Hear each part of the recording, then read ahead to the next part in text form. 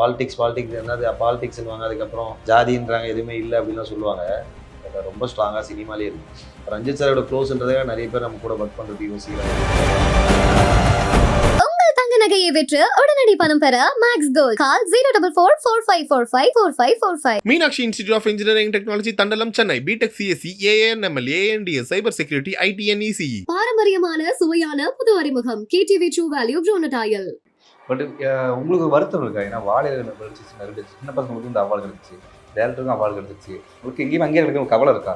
கவலைத்தில் பழகிட்டு தர கமர்ஷியல்னு ஒன்று இருக்குது, பிஸ்னஸ்னு ஒன்று இருக்குது, ஆர்டிஸ்டோட ரேஞ்சுன்னு ஒன்று இருக்குது. ஸோ அவங்களோட இன்றைக்கி அவங்க எந்த லெவலில் இருக்காங்கன்னு தெரியுது. யாருக்குமே அவங்களுக்கு தேவை இருக்குது.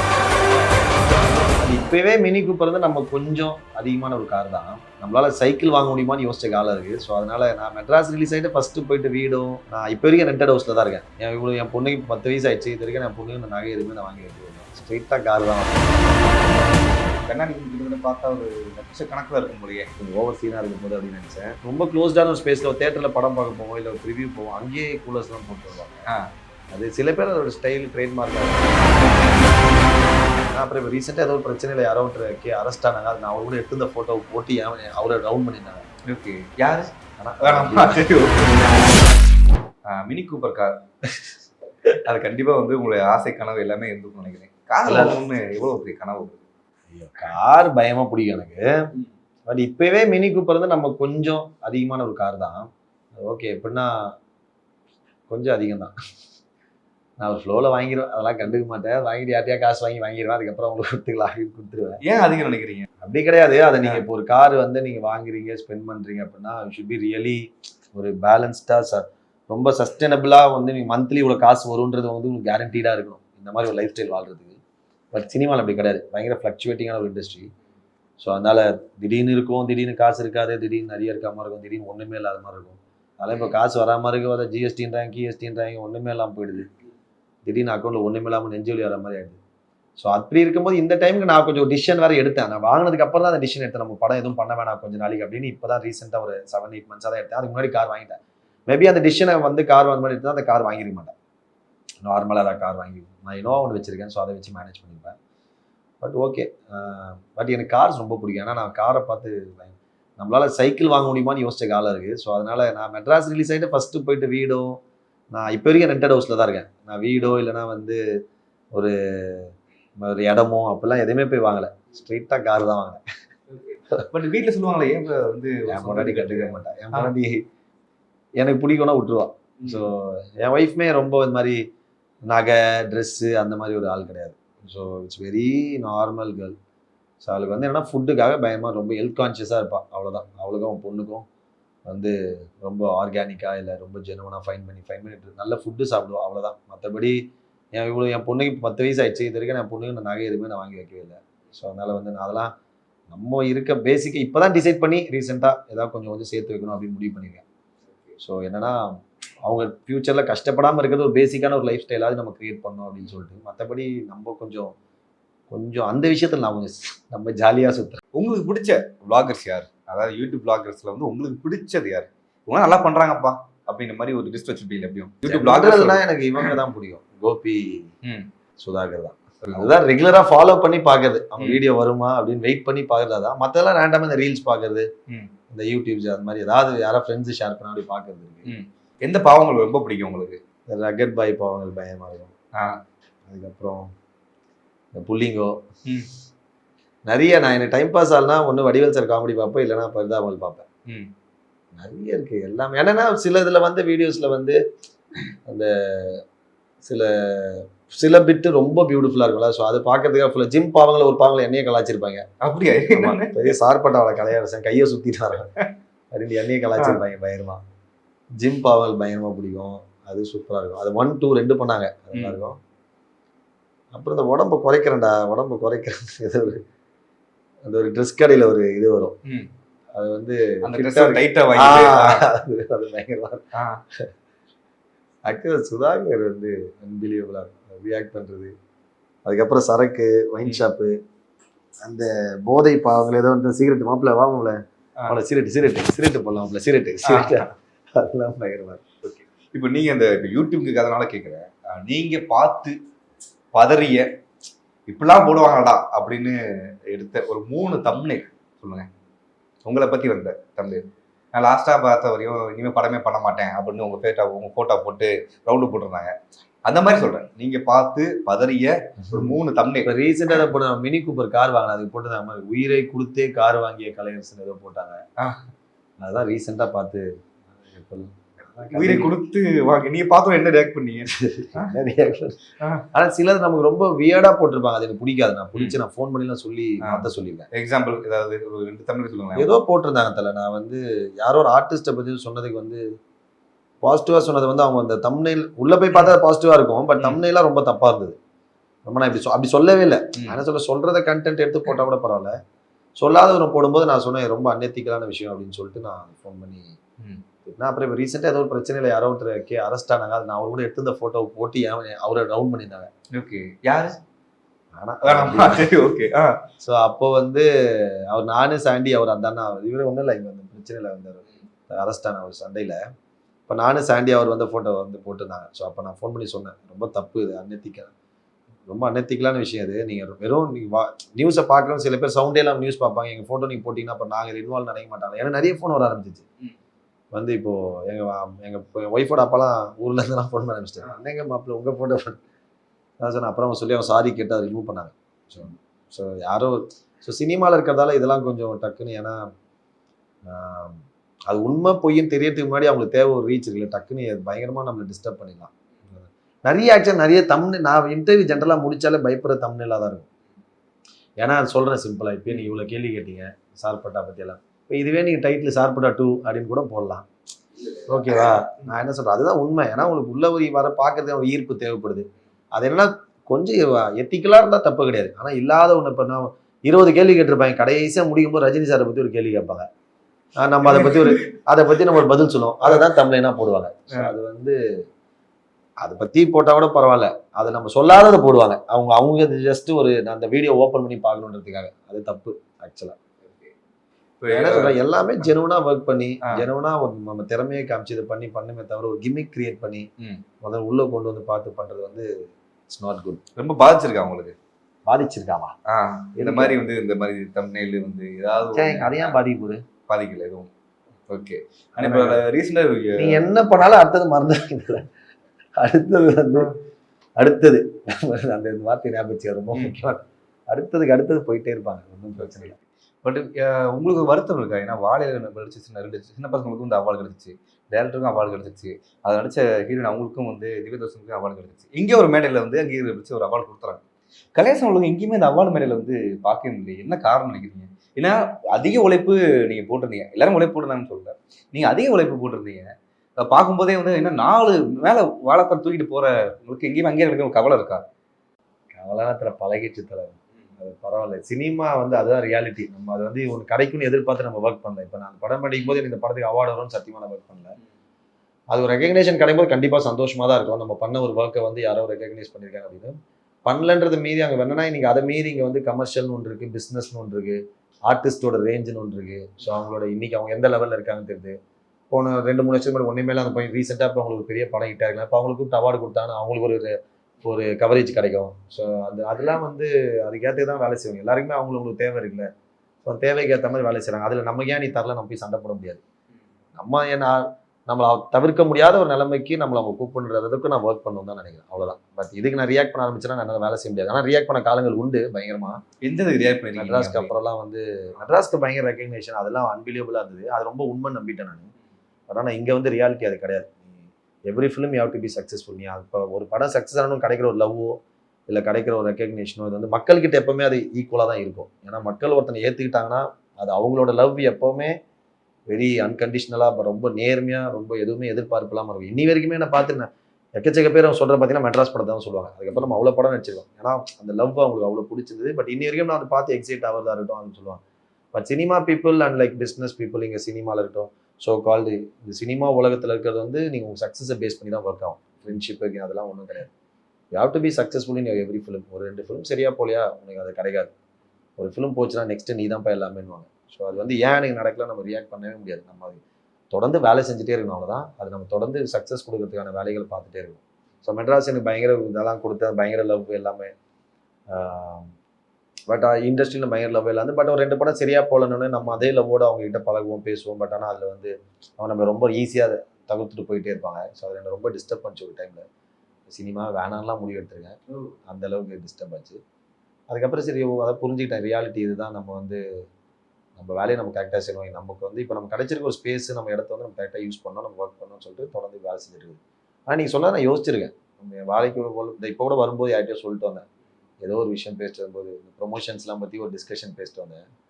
அவன் சொல்லிட்டு வந்தேன், இவ்வளோ பண்ணுறாங்க. இப்போ ஒரு படத்தோட ரிவ்யூ போகிறாங்க, அந்த படத்துலேயே இன்னும் 2-3 படத்தோட ஆடு வருது. அந்த படத்தை அவங்க வந்து கிழிச்சு தொங்க விடுறாங்க. சினிமாக்காரங்களே சேர்ந்து அவங்களுக்கு பிஸ்னஸ் தராங்க அப்படின்னு சொல்லிட்டு பேசிட்டு இருந்தேன். அந்த மாதிரி ப்ரமோஷன் பண்ணுறோம், எல்லாம் பண்ணுறோம். நம்ம இப்போ இந்த ரெகக்னேஷன் வந்து இப்போ இந்த அவார்ட்ஸ்லாம் நடந்தது, எதுலேயுமே வாலிக்கு ஒரு ரெகக்னேஷனே கிடைக்கல அப்படின்னு சொல்லிட்டு இருந்தான். நியாமாப்பில் போடல, நியாமச்சு கூப்பிடல அப்படின்னு சொன்னாங்க. அவன் சினிமாவில் தான். ஓகே, அதான் சொன்னேன். அது வந்து நம்ம அதுக்கேற்ற வேலையை செய்யணுமே தவிர நம்ம அதுக்கு ஏன்னா இப்போ சில இதில் வந்து அவார்டு தரணும்னு அவசியம் கிடையாது, பிரச்சனை இல்லை. ஏன்னா கூடவே நிறைய நடப்பாடுகள் வந்துருக்கலாம், நம்மளோட பயம் வேற ஒர்க் பண்ணியிருக்கலாம், உண்மையாக இல்லை பயங்கர ரீச் ஆகிருக்கலாம் ஏதாவது ஒரு கேரக்டர் நம்மளை விட. அது வந்து ஒரு பெருசாக ஸ்பேஸ் இல்லாமல் ஏன்னா அந்த டைமில் லைம் லைட் கிடைக்கிறது தானே டக்குன்னு ஒன்று. அது ஓகே தான். பட் ஆனால் கிடைச்சா சந்தோஷம், கிடைக்கலன்னா அதுக்கு நம்ம ரியாக்ட் பண்ண ஆரம்பித்தா வேலைக்கு ஆகுது. ஏன்னா எல்லா நேரத்துலையும் எல்லா விஷயத்துக்கும் நம்ம ரெகக்னேஷன் கிடைக்கும்னு கிடையாதுல்ல. சிலது கிடைக்கலாம், கிடைக்காம போகலாம். பாராட்டும் போது சந்தோஷமாக ஏற்றுக்கிறோம். அந்த மாதிரி நம்மளை ரெகக்னைஸ் பண்ணலாம்னா நம்ம கரெக்டாக வேலை செய்யறதுக்கான நம்ம உழைப்பை மட்டும் பண்ணணும்னு நினைக்கிறேன். இப்போ அன்பு கேரக்டர் ஜெயிச்சிருச்சு, ஒரு பயங்கர ரெகக்னைஸ் கிடைச்சிருச்சு, எல்லாருமே வந்து பயங்கர பேச ஆரம்பிச்சாங்க. இப்போ நீங்கள் அந்த இடத்துக்கு அப்புறம் என்ன பண்ணிருக்குன்னு நினைக்கிறீங்க? இதை நான் இந்த தப்பு மட்டும் பண்ணாமல் இருந்துச்சுன்னா இன்னும் என்னுடைய ரேஞ்ச் வந்து பயங்கரமாக இருந்திருக்கும், இன்னும் என்னுடைய ரீச் பயங்கரமாக இருந்திருக்கும் அப்படின்னா என்ன சொல்லுவீங்க?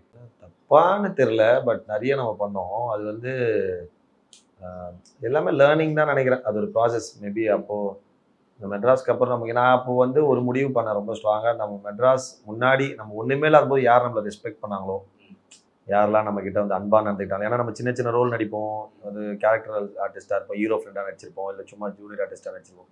அப்படி இருக்கும்போது அது ரொம்ப நமக்கு இப்போயுமே அது ரொம்ப கேஷுவலாக நம்மளை மதிக்கூட மாட்டாங்க, ரொம்ப தப்பாக ஹேண்டில் பண்ணுவாங்க, அப்படிலாம் இருக்கும். அந்த டைமில் நம்மளை ரொம்ப ஸ்வீட்டாக ஹேண்டில் பண்ணுவாங்க, நம்மகிட்ட நல்லா பேசுவோம், அசிஸ்டன்ட் ஆகிட்டு. அந்த மாதிரி நம்ம ஒன்றுமே இல்லாமல் யார் நம்மளை ரெஸ்பெக்ட் பண்ணாங்களோ, நம்மகிட்ட அன்பாக இருந்தாங்களோ, அவங்களுக்கு ஒர்க் பண்ணலாம் நம்ம அப்படின்னு பண்ணோம். அதுதான் கொஞ்சம் பிரச்சனையாகவும் ஆயிடுச்சு. நம்ம ஏன்னா நம்ம ஒரு கமாண்டிங்கான ஒரு பொசிஷன் போயிட்டு அதுக்கப்புறம் நம்ம வந்து மற்றவங்களுக்கு சப்போர்ட் பண்ணோம். நம்மளே இப்போ அப்கமிங்கில் இருக்கும்போது, க்ரோவிங்கில் இருக்கும்போது ஒரு சாலிடான ஒரு இடத்துக்கு போய்ட்டு ஹெல்ப் பண்ணலாம். தவிர நம்ம க்ரோவிங் போது ஹெல்ப் பண்ணணும்னு நினச்சா 2 பேருக்குமே அது பிரச்சனை தான்.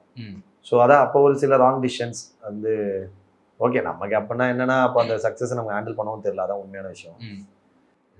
கைட் பண்ணி யாருமே இல்லையா? அப்போ இருந்தாங்க. என்னன்னா இப்போ ரஞ்சித் சார் கிட்ட தான் மட்டும் தான் நான் பேசுவேன்.